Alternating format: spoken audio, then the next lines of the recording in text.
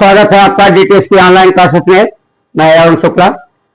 जैसा कल हमने आपको बताया था कि Uttar Pradesh police UPSI TET CTET वगैरह जो परीक्षाएं होती है, प्रतियोगी परीक्षाएं, उसमें जो हिंदी पूछी जाती है, उस हिंदी के संपूर्ण भाग से आपको अवगत कराएंगे। इस समय काव्य शास्त्र का भाग चल रहा है। अब उसमें रस हो गए हैं, छंद शुरू है। छंद के बारे में कल जानकारी दी और आज आपको दोहा और सोरठा के बारे में बताएंगे कि क्या होता है दोहा और क्या है सोरठा। तो सबसे पहले देखते हैं दोहा। अगर हम दोहा की परिभाषा देना चाहें तो इसकी परिभाषा क्या होगी? ध्यान रखिएगा, यह एक अर्ध सममात्रिक छंद है। अर्ध सम मात्रिक छंद है। इसके 4 चरण होते हैं।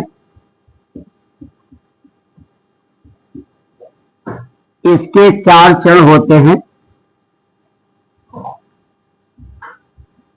पहले और तीसरे में, पहले और तीसरे चरण में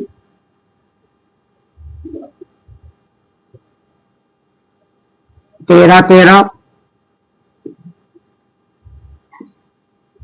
दूसरे और चौथे चरण में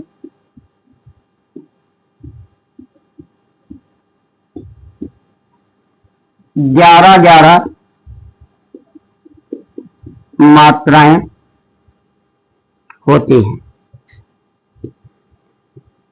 अब प्रश्न यह है कि आपको रटना ना पड़े। रटने की जो प्रवृत्ति है उसमें परीक्षा में हल्का सा हेर फेर कर देंगे तो फिर आप प्रश्न का जवाब नहीं दे पाएंगे। तो क्या ध्यान रखिएगा, बताया गया कि अर्ध सम मात्रिक छंद है। अर्ध सम का मतलब आधे में समान और आधे में समान। अगर सम मात्रिक होता सभी में समान, तो क्या बताया गया, इसके पहले चरण में और तीसरे चरण में कितनी मात्रा होती? 13-13।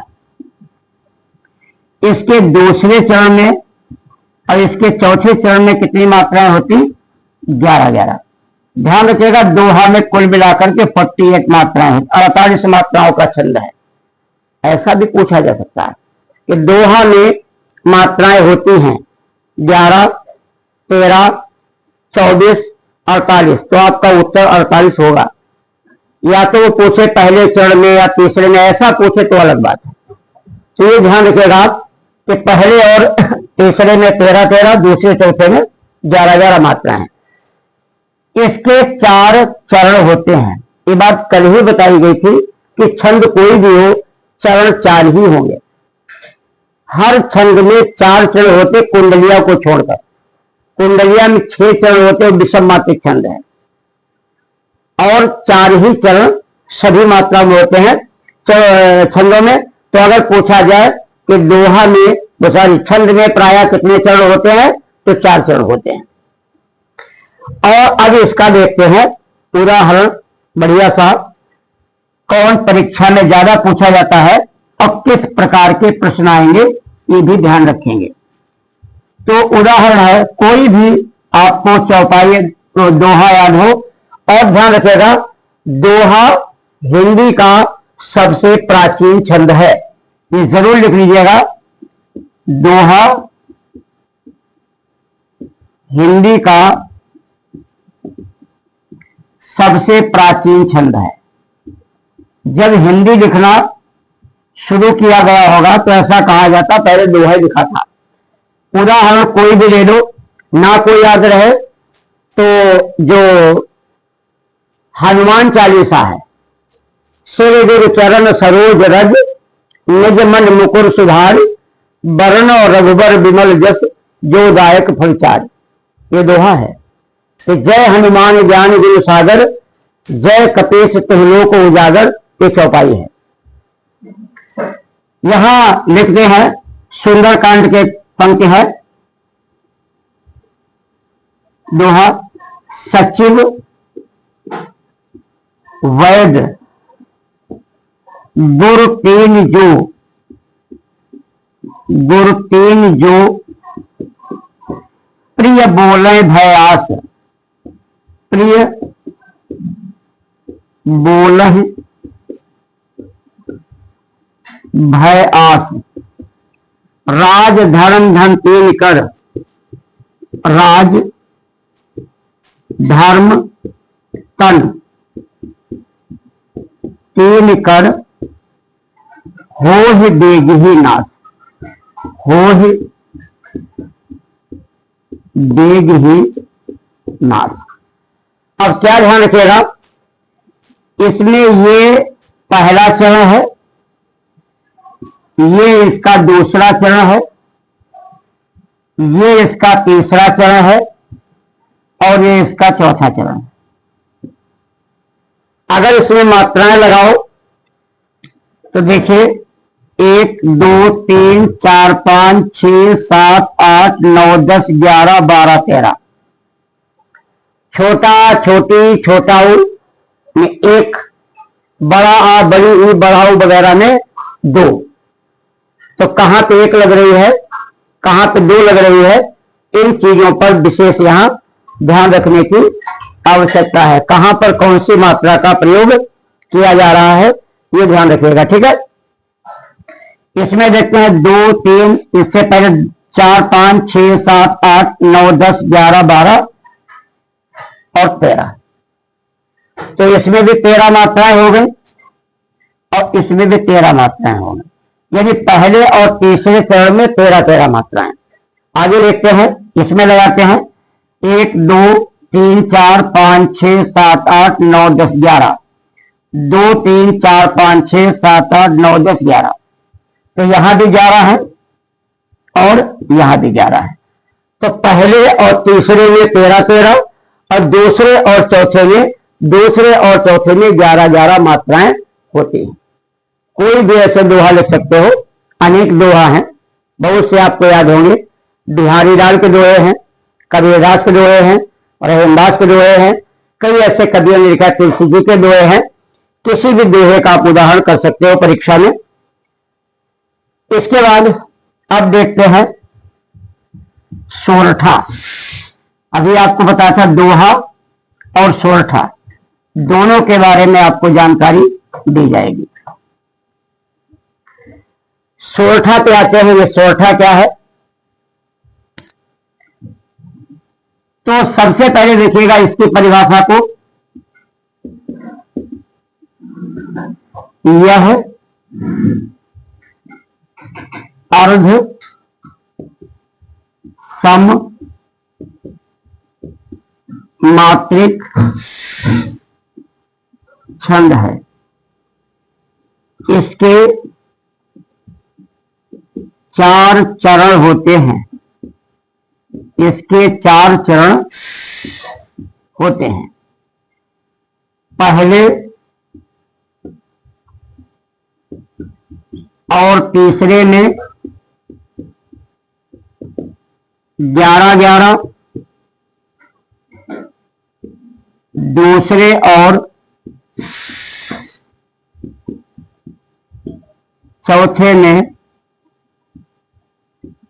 13 मात्राएं होती हैं। और महत्वपूर्ण बात क्या लिखना है, तकनीकी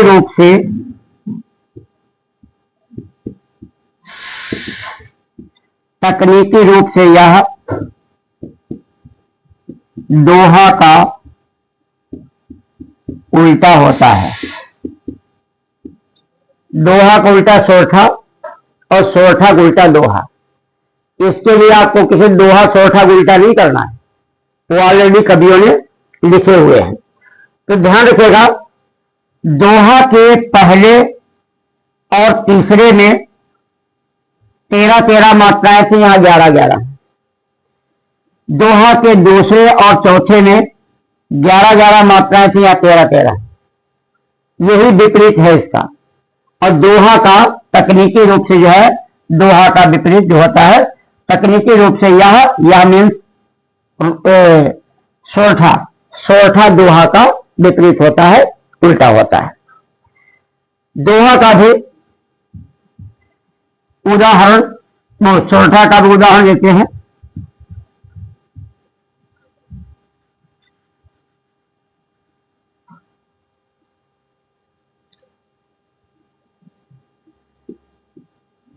सुनत सुमंगल बैन, तुलसी जी ने लिखा है, सुनत सुमंगल बैन मन प्रमोद तन पुलक भर, शरद सरोरुह नैन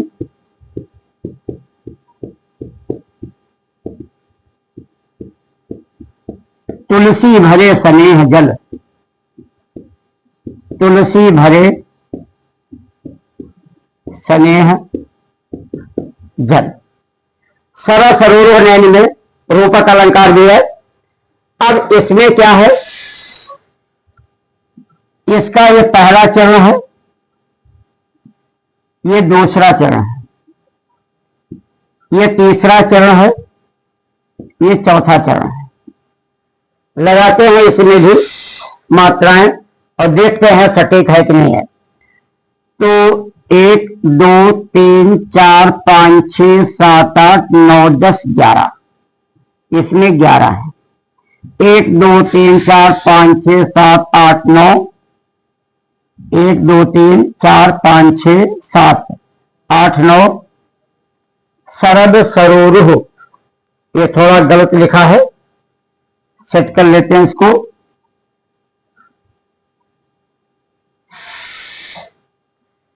शरद सरोरुह नैन, तो दिलिएगा 1 2 3 4 5 6 7 8 9 10 11। गुरु को 2 और लघु को 1 गिना जाता है। कितने हैं? 11। 1 2 3 4 5 6 7 8 9 10 11 12 13। कितने हैं? 13।